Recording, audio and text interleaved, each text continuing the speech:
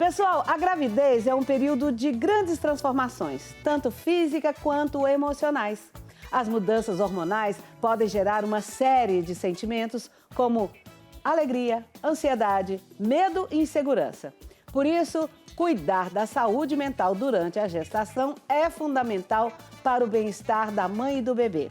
Para falar sobre esse assunto, eu converso agora com a psicóloga Grisiele Silva. Seja bem-vinda de volta aqui em casa, minha linda. Olá, minha querida. Tudo bem? Tudo ótimo. Ai, que bom que nós vamos continuar aquele assunto que eu estava curiosa para continuarmos ele, Um né? assunto bom, né? Nossa, e como? E eu tô sabendo que o pessoal entra na sua rede social e quer saber de tudo, quer se informar. Sim, muita gente gostou do assunto, me procurou, perguntou. Foi uma comoção muito interessante. Pessoas do Brasil inteiro me falando da importância daquele assunto que nós falamos no dia anterior que eu estive aqui.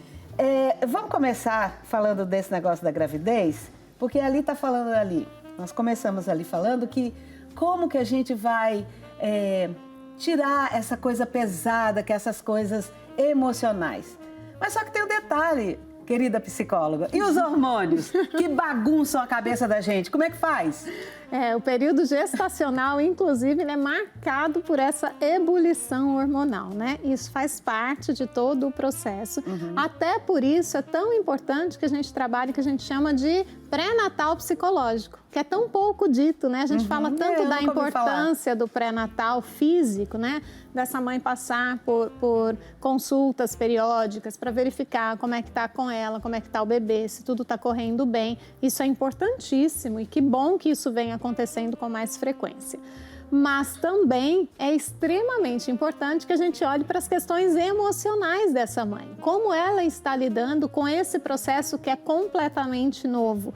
Mesmo que ela já tenha tido mais filhos, mesmo que ela já tenha engravidado, cada gravidez é única, cada momento é um momento diferente. Então, é sim necessário olharmos para as questões emocionais dessa mãe. E aí, esse profissional que é habilitado para isso, ele vai conseguir perceber se tem alguma coisa diferente de um processo normal da gestação, dos hormônios, das mudanças emocionais e de humor, ou se tem algo ali que precisa de um cuidado especial, né? Algo que está beirando a patologia, algo que possa prejudicar essa mãe e, consequentemente, esse bebê, porque tudo que prejudica a mãe automaticamente chega até o bebê. Algo tipo o quê? Algo tipo uma depressão.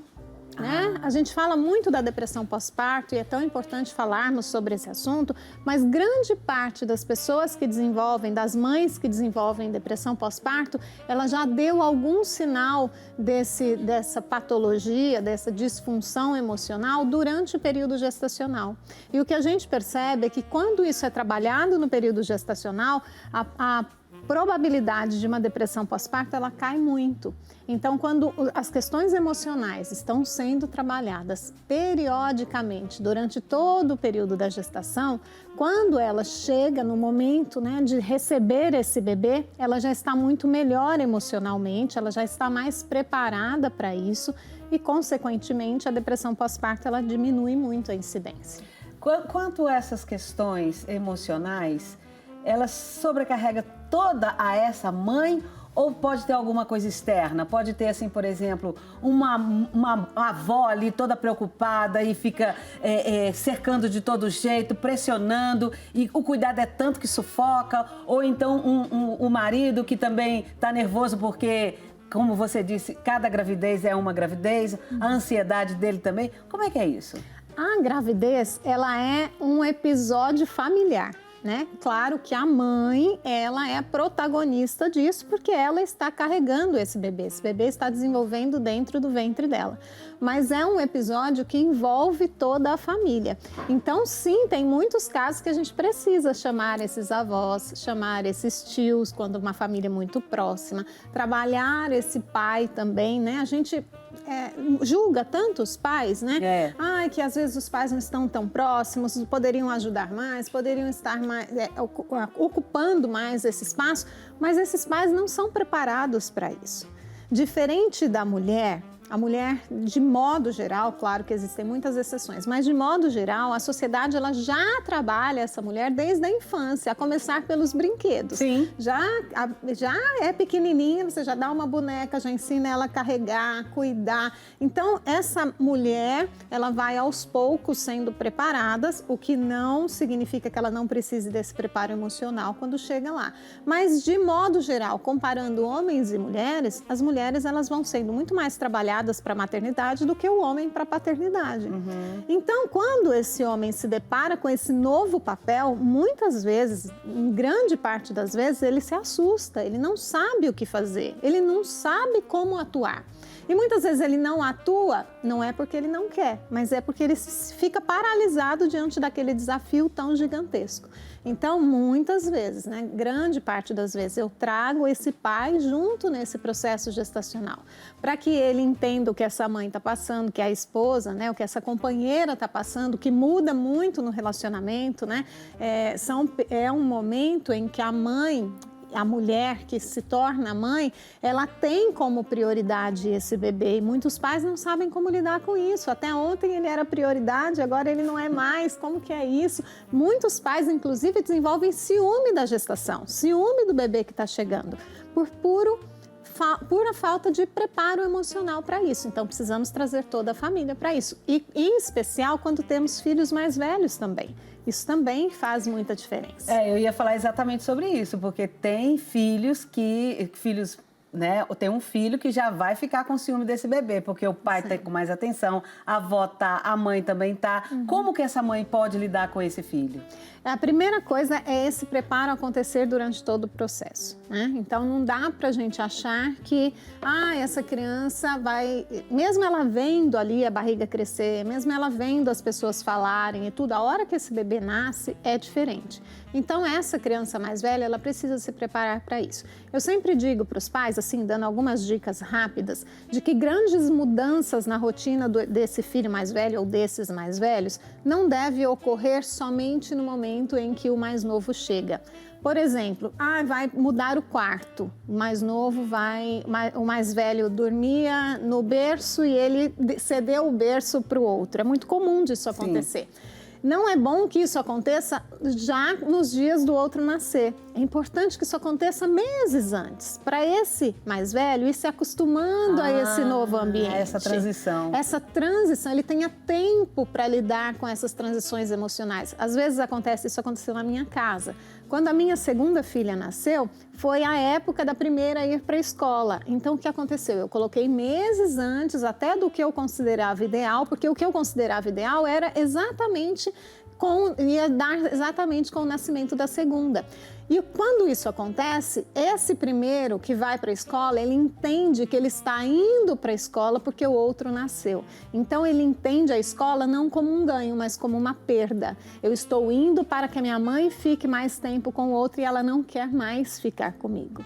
Então, se isso acontece com mais antecedência, essa criança vai se habituando ao ambiente escolar, aos ganhos que essa escola traz, os amiguinhos, tudo que vem de positivo com isso. Quando esse bebê mais novo chega e ela continua indo para a escola, isso não teve perda. Foi algo que continuou na rotina e é algo que está adicionado e não retirado. Tá, agora tem gente nos vendo aí esse programa agora. Muito obrigada a você pela audiência. Você que está aí com o seu bebezinho no colo, que está achando lindo tudo isso que a gente está falando, mas ela já se lascou, porque ela já passou um estresse, já passou um monte de coisa. A vaca já foi com a corda toda. E agora ela quer saber como é que conserta isso, porque ela não quer viver ansiosa nem com esses hormônios que ainda estão ali todos atrapalhados, né? Claro que o que eu trago aqui sempre é partindo do ideal, né? E sim, o ideal eu bem sei que na grande maioria das vezes não acontece. Então, se você não sabia, se a pessoa não sabia disso, não tinha essa informação, por isso não tomou essas providências, sempre é tempo de tomá-las. Então, não fiz o acompanhamento emocional durante a gestação. Meu filho mais velho já está morrendo de ciúme. O relacionamento com meu marido já está mais complicado. Eu já estou com dificuldade de gerenciar mais essa nova vida que chega nessa família. O que eu faço? Se você não conseguiu tomar providências antes, tome a partir de agora. Busque um profissional de orientação familiar. né, que ele vai ajudar. Nós precisamos parar com essa mania de achar que a gente precisa entender de tudo, saber de tudo e resolver tudo sozinho. Existem especialistas para cada área. Ninguém é Mulher Maravilha. Exatamente. Então, quando eu reconheço que eu tenho essas dificuldades, e essas dificuldades não é porque eu sou ruim, porque eu sou menos, por isso ou por aquilo. Não, são dificuldades porque não são minha área de atuação. Eu não estudo isso, é completamente diferente da minha realidade.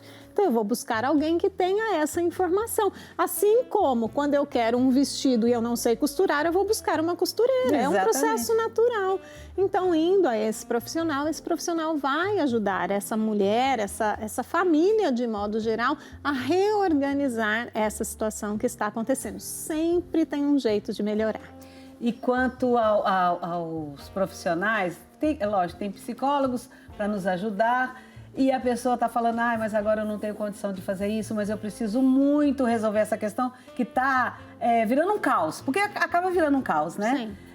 Nós temos aí as paróquias que têm psicólogos, nós temos o SUS, né, que faz um serviço até muito bom. Sim, as universidades, né, normalmente oferecem esse atendimento. Tem vários institutos de pós-graduação. Inclusive, no programa passado eu falei que eu tinha essa listagem, falei que estava disponível, né, caso alguém precisasse, que pode me mandar essa pergunta via Instagram. E aconteceu, muitas pessoas procuraram. Então, quem estiver assistindo agora e tiver, né, essa necessidade, não sabe onde procurar, pode me mandar aí uma mensagem no meu Instagram. Eu te encaminho essa listagem que eu tenho com os números de contato, que são lugares que eu confio, né, de profissionais bem acompanhados, renomados, que podem realmente ajudar essas famílias. O seu Instagram é? Grisiele, @Grisiele_Silva_psicóloga, e tem também um Instagram profissional que é @espaçobeijaflor.oficial. Espaço Beija-Flor, muito legal. Mas ainda não acabou não, que eu quero te fazer uma pergunta ainda que eu acho muito importante. Tem uma hora que eu amo meu filho mais velho, eu amo meu marido, amo minha mãe, amo tudo. Mas tem hora que eu quero ficar só eu e o bebê, amamentando ele, namorando ele. Porque a gente namora filho, né? Sim. Fica babando lá. É importantíssimo isso. E eu não quero que ninguém venha, mas eu não quero. Eu quero estar nesse tempo com esse bebê, mas eu não quero que ninguém me perturbe. Mas só quando eu começo a pensar que eu não quero que ninguém me perturbe, eu já tenho culpa. E como mãe gosta de culpa, né? Nossa! Então, esse também é um processo que essa mãe vai ser treinada, né? Independente, não fiz o trabalho terapêutico, não tenho esse acompanhamento. O que eu posso entender? Entender que cada bebê tem essa necessidade e a mãe tem essa necessidade. São nesses momentos a sós que esse vínculo ele vai se tornando ainda mais sólido. Esses vínculos são importantíssimos, tanto para o bebê como para a mamãe. Então, não precisa sentir culpa. Organize a rotina de modo que você tenha um tempo com esse bebê. Tenha esse marido, esse pai, como um companheiro. Eu costumo dizer que a família precisa ser um time, precisa ser uma equipe. Então, conversem sobre isso e diga para ele, fala, eu estou precisando ficar mais tempo com o bebê, vamos organizar aqui a nossa rotina, né? Nesse momento, inclusive, eu estou acompanhando uma família com essa temática, né? E aí nós reorganizamos os horários da noite, né? O bebê, são 2, então um acorda, um menorzinho acorda mais, o outro acorda menos. Então, nós estamos reorganizando. A hora que o maior acorda, quem vai acudir? É o pai ou a mãe? A hora eles vão revezando para que tenham momentos a sós com o mais velho e que tenham momentos a sós com o bebê, para que tenham momentos e tempo de qualidade com cada um deles, tanto o pai quanto a mãe. E está sendo muito positivo, os feedbacks têm sido muito bons, né? Só dessa simples reorganização da rotina já está ajudando muito. E a mãe precisa parar dessa culpa também nos momentos em que ela precisa estar só descansando.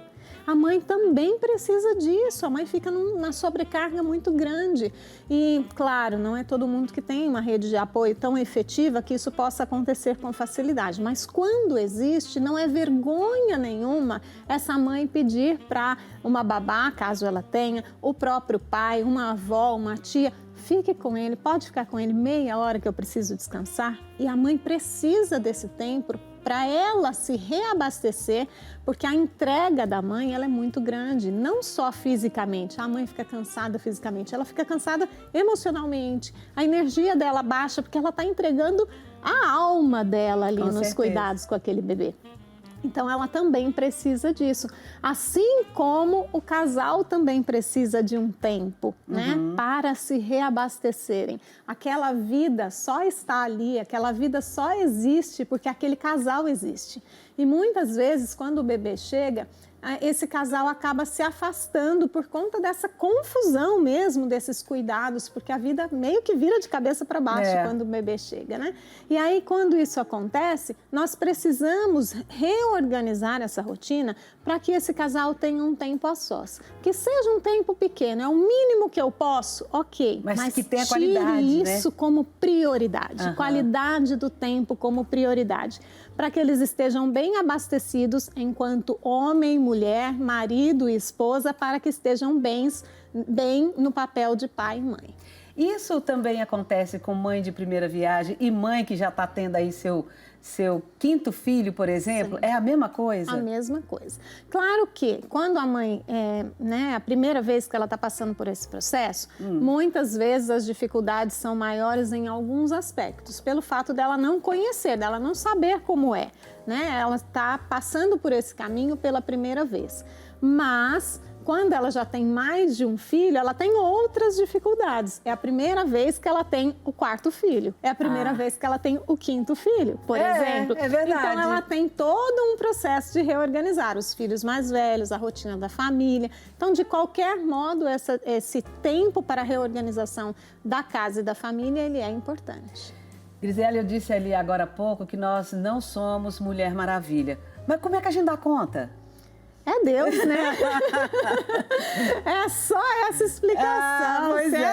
Se essa força não vier de Deus, eu não sei de onde ela vem. Desconheço outra fonte. Pois é, que eu estou aqui pensando, gente, no final dá certo. Dá certo.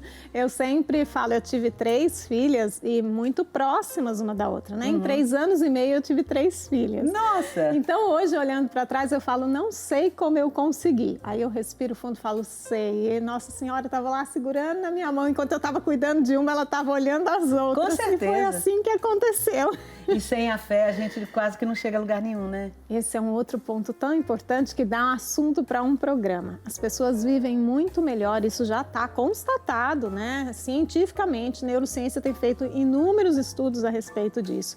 O quanto as pessoas que têm fé vivem com mais qualidade. Não que elas tenham menos problemas, menos dificuldades, mas a forma com que elas lidam com essas dificuldades é muito diferente. Isso faz com que as coisas se tornem muito mais leves. Tem alguma coisa a ver com alguma parte do cérebro da gente que entra... Eu não sei falar, isso é coisa científica, daqui a pouquinho nós vamos falar com uma pessoa que entende também disso. Tem alguma parte no cérebro que ajuda a organizar isso, com que eu estou dizendo, a fé? Sim, temos uma área específica para isso no nosso cérebro, mas é importante falarmos que como isso se desenvolve ao longo da vida também tem a ver com a gestação. Também tem a ver com o que nós aprendemos lá quando estávamos no ventre da mamãe. Eu bebê, dentro do ventre da mamãe, eu recebi do corpo da mamãe tudo o que eu precisava para me desenvolver e crescer e estar aqui hoje. Quando tudo ocorre de um modo tranquilo, tudo dá certo, essa mãe não passa por grandes dificuldades, esse bebê aprende desde cedo a confiar na mamãe e no corpo dela.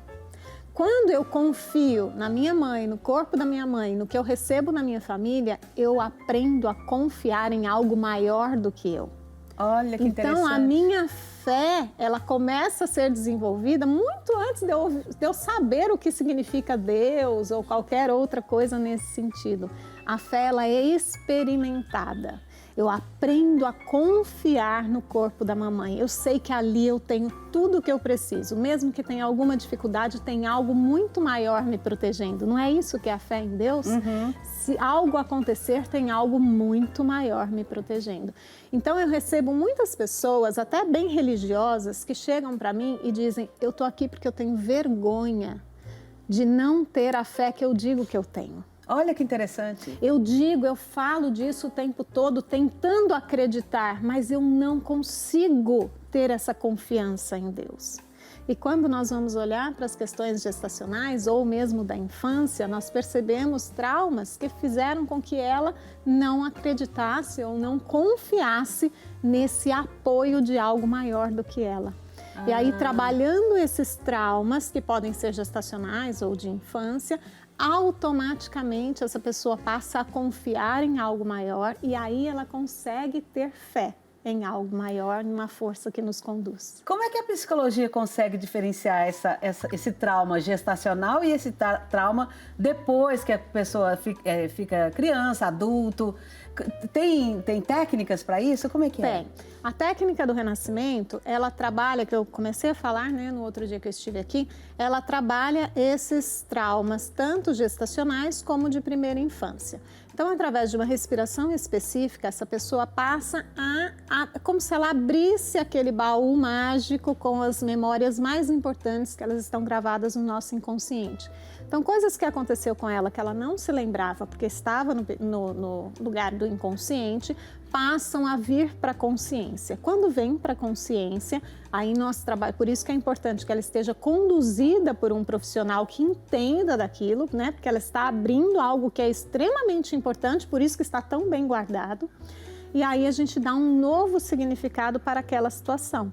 Então, vou dar um exemplo aqui. Uma situação gestacional, onde essa mãe passou por uma situação traumática, né? Ela se sentiu, de algum modo, desprotegida. Ela sentiu, automaticamente o corpo dela produz as substâncias que têm a ver com esse sentimento. O bebê sentiu a mesma coisa, mesmo sem saber o que era, do que se tratava e nem tendo um córtex cerebral desenvolvido ainda, porque isso fica nas nossas memórias celulares. O corpo dela sentiu e gravou aquela informação. Automaticamente isso gera um aprendizado. Por exemplo, o aprendizado de que não tem ninguém cuidando de mim. Eu estou sozinho no mundo, eu estou numa posição de muita fragilidade e não tem ninguém que possa me amparar. Isso é um aprendizado que gera essa crença, não tem ninguém para me amparar, sou eu por mim mesmo. A partir do momento que tem essa crença, essa pessoa vai ter dificuldades de ter fé. E essa pessoa, em qualquer situação da vida, ela vai ter dificuldade de pedir ajuda, de confiar nas pessoas, de confiar na vida, né? A gente precisa confiar na vida, que a vida ela tem um curso e que as coisas vão funcionando, vão se alinhando, mesmo que um dia as coisas não estejam tão bem assim. E automaticamente, quando a gente dá um novo significado para aquela situação, porque aí a pessoa já adulta olha para aquele fato, ela olha com outras, né? Um outro olhar, um olhar de maturidade. Aí damos um novo significado, por exemplo, de que naquela situação pontual foi algo difícil, mas outras situações ela foi amparada, tanto que ela está viva, senão ela não estaria aqui. Quando a gente dá essa outra informação, isso gera um outro aprendizado, que mesmo em situações difíceis as coisas se reorganizam. Eu tenho uma possibilidade de me organizar porque tem algo ali que conduz tudo isso. Eu coloco essa nova informação. Com essa nova informação, isso faz com que essa pessoa então desenvolva um novo padrão de sentimento, pensamento, comportamento e atitude diante da vida.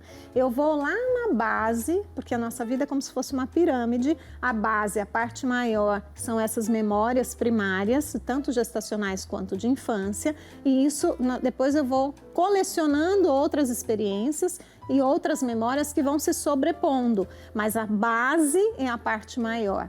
Quando eu vou com essas técnicas, automaticamente eu trabalho na base. Quando eu trabalho na base, é automático, isso se multiplica para toda a pirâmide. Nossa, que interessante. Então, se você se sente assim, como se ninguém gosta de mim, nada, eu estou sozinho, desamparado, olha, tudo isso tem recurso para você se tornar uma pessoa melhor, né? E ter uma vida mais tranquila e principalmente aquilo que eu disse no começo do programa, reconhecer a paz. Exatamente. É difícil, Quando né? se aprende que a vida é difícil, a pessoa não consegue reconhecer a paz e a felicidade, porque ela tem uma crença e um aprendizado de que a vida é difícil. Então, se as coisas estão tranquilas, é o que você disse, tem alguma coisa que vai dar errado. Tô sentindo cheiro de dificuldade, tá tudo muito em paz, vem um vendaval por aí, porque a crença de base é que está dominando esse padrão de sentimento e pensamento. Para terminar a nossa conversa ainda na questão da gestação, tem diferença de sentimento da mãe quando é parto normal ou quando é uma cesariana? Sim, inclusive a gente sabe, né, que o melhor é o parto natural, desde que essa mãe tenha condições para isso, né? Nem todas as mulheres conseguem. No Brasil, infelizmente, nós temos um número exorbitante de partos cesarianos. Somos campeões, né? Somos campeões e isso deixa marcas muito profundas, né? Porque até a produção de hormônio da mãe se modifica quando esse parto é natural. Porque naturalmente o corpo é feito para esse processo e o que vem depois, né, a produção dessa ocitocina, essa ligação com esse bebê, a forma com que isso vai acontecer, acontece de um modo muito mais natural, como o próprio nome diz, do que quando isso acontece na cesariana. Não estou aqui condenando cesarianas, que bom que elas existem, que salvam muitas vidas, mas tem muitos casos de cesariana que eles não precisariam acontecer. E aí a mãe deixa de viver esse momento, muitas vezes até pela crença da dor, de que ela não vai conseguir, que ela não vai dar conta, porque a gente tem no inconsciente coletivo essa informação de que o parto normal é algo muito difícil, muito dolorido e não precisa ser. Isso também tem a ver com as crenças. Então, no parto cesariana, isso tudo é muito mais dificultado. E para o bebê também deixa marcas muito profundas. Quando esse bebê faz todo um processo natural, aqui ele foi projetado, né? Ele passa pelo canal vaginal, que tem uma dificuldade ali física mesmo, uma barreira física. Ele consegue passar por isso, grava lá no inconsciente dele a informação de que ele é capaz. Vitória! Que ele eu passei! Se eu conseguir passar nesse lugar tão pequeno, eu consigo qualquer coisa na vida. É verdade. Agora, aquele bebê que não vivenciou esse processo, seja por qualquer que seja o motivo, ele não tem essa informação. São normalmente aqueles que dizem a primeira frase de tudo que você propõe é: não, eu não consigo, não, isso eu não dou conta, não, isso é muito difícil. Tanto que no renascimento, não importa a via de parto que a pessoa veio para a vida, ali ela nasce de parto natural, ela renasce num parto natural. Porque aí a gente coloca essa informação de que ela consegue tudo o que ela quiser, que ela tem a força toda dentro do próprio corpo dela. E o corpo da mãe a conduz para isso, ela recebe o apoio do corpo da mãe. Isso trabalha todo esse nosso assunto de um modo global, inclusive na confiança na mãe. Se eu confio na mãe, eu confio na vida, eu confio em Deus, eu confio na força que me conduz, eu confio em mim mesmo, estou muito melhor para viver. Isso tudo que você está falando parece mentira, mas é ciência, né? É ciência, são estudos. E é possível, gente. E as mudanças são lindas de ver, eu fico assim, babando a cada caso que eu pego, porque assim, são mudanças de vida. Eu recebo os depoimentos todos os dias. As pessoas, é um divisor de águas mesmo, sabe? Legal. O que eu era e o que eu me tornei a partir dessa vivência que é tão intensa, não só na nossa mente, mas no nosso corpo, porque ela é uma vivência também corporal. Isso faz muita diferença. É uma pena que essa moça aqui não pode cuidar de mim, porque todo mundo precisa. Porque toda psicóloga fala: não, agora já virei amiga não pode. Mas o renascimento pode. Pode? Então bora fazer. Querida, muito obrigada. Mais uma vez, você brilha como sempre aqui.